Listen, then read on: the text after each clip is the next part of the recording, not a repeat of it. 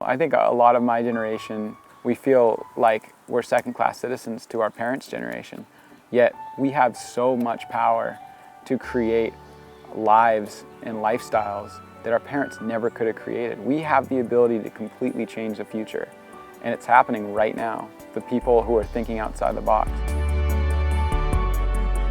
My name's Cyrus Sutton. I'm a filmmaker and a professional surfer, and I'm working on a film right now called Earth, which is about sustainable agriculture and the role of organics and small-scale farming in the global food supply.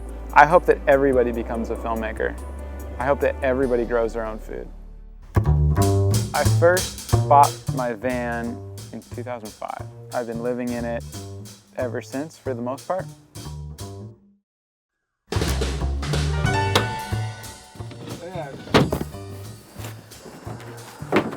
I kind of wanted to make like a little house on wheels. I just got tired of having to move or paying rent when I was traveling. Learned how to weld and learned a lot about woodworking, and just had a lot of fun with a lot of great people that helped me with that. This has been my everything, my independence. I got it when I was 21, 22, I'm 32 now. A few months ago I was out in the desert. A couple of guys told me they were selling their Sprinter van. It's twice as big as my old van, and it's diesel, so turbo diesel, so it gets twice as good a gas mileage. So that's my jam now, a little more low profile and a little more functional. I'm gonna fix this up, whoever gets it, it's gonna be pretty stoked. I started Corduroy TV about 6 years ago, and I just needed something to kind of keep me stoked and keep me creative. And I've actually put out ads on Craigslist and then interviewed people at the local coffee shop, and just got this killer little crew of people, and we all just worked on it for a long time. It's just a blog. Yeah, it's just a blog, and now we're just kind of, I'm focusing on outside of surfing stuff. Like after my first surf film came out, I started working in LA a lot, about 80 to 90 hours a week.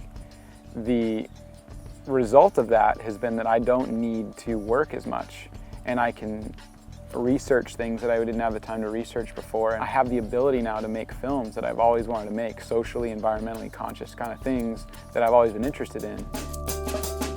Being a filmmaker is so cool because it's like you pick your major every movie you make or whatever you work on, and you get access to just incredible people, you know, because you have a camera, that you have a reason for them to talk to you and open up, and something I hope to do my whole life, just keep learning, you know.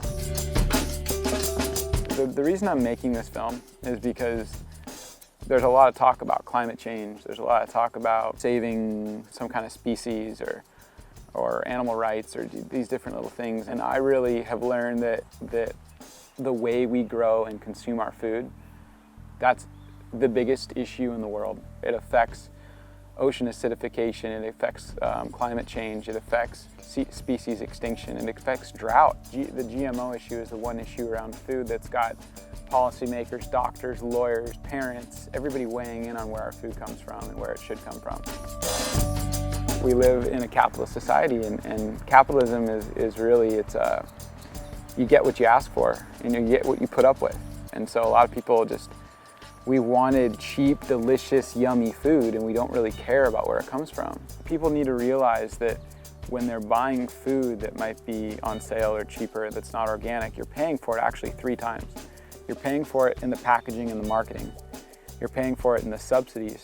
So it's forcibly being taken from your tax dollars. And then we're paying it in our healthcare when we get sick. So you're actually saving money by just going to the farmer's market and supporting somebody down the street. The power's in your pocket, you know? The power's in your wallet. What we spend our money on affects so much, you know? So get online, do a little bit of research, find out what companies are worth supporting and what companies aren't. And you can make a lot of change and sleep better at night. The key to happiness is realizing that we're on this little dot spinning around, something that's spinning around, something that's spinning around. You know, it's our lives, and what we want just doesn't really matter.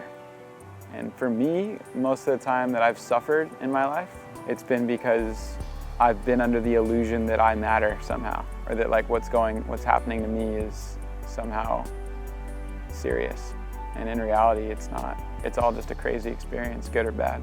I love being afraid. I love conquering that. I feel like that's freedom, right?